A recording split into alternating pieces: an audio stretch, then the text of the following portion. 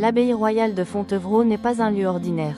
Située aux confins de l'Anjou, elle est le lieu de repos éternel des Plantagenets, comme Richard Cœur de Lion. Mais au XVIIIe siècle, sous le règne de Louis XV, elle devient aussi un instrument du pouvoir.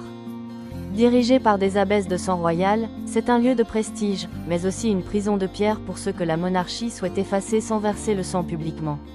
C'est dans ce cadre que s'inscrit la légende de la Dame oubliée.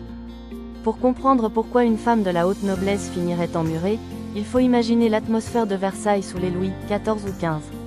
C'est une cage dorée où l'information est la monnaie la plus précieuse. Imaginez que cette femme, peut-être une favorite déchue ou une fille cachée, ait surpris une conversation derrière une tapisserie. Elle détient la preuve d'une illégitimité qui pourrait faire vaciller le trône.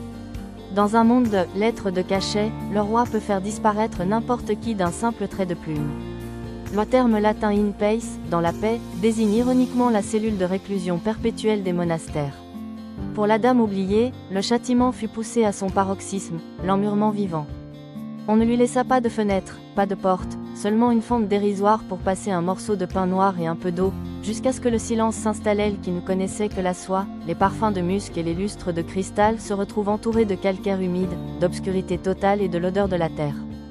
L'aspect le plus terrifiant de votre récit est la persistance de la vie dans ce tombeau vertical.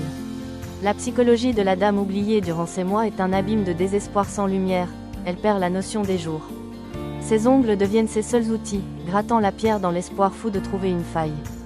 Les moines et les religieuses, en plein office nocturne, entendaient ces griffures, rythmant leur chant grégorien. C'est ce mélange de sacré et d'horreur qui donne à cette légende sa force. On ignore si les moines priaient pour son âme ou s'il ignorait délibérément les cris de celle que la politique avait condamnée. Vous mentionnez ce détail glaçant, un nom écrit avec son propre sang. C'est l'acte de résistance ultime. Effacer un nom de l'histoire, c'est effacer l'existence même de la personne. En tentant d'écrire son nom, ou celui de son traître, sur la pierre sombre avant de mourir, elle cherchait à ancrer son identité dans l'éternité. Aujourd'hui, les visiteurs de Fontevraud ressentent parfois ce froid, soudain près de certains murs épais. La science parlerait de courants d'air ou de résonance acoustique, mais la légende, elle, préfère y voir le spectre de la vérité. Bien que l'histoire de la Dame oubliée soit teintée de folklore, elle s'appuie sur des réalités historiques sombres. La France a connu plusieurs prisonniers masqués, ou oubliés, dans des forteresses.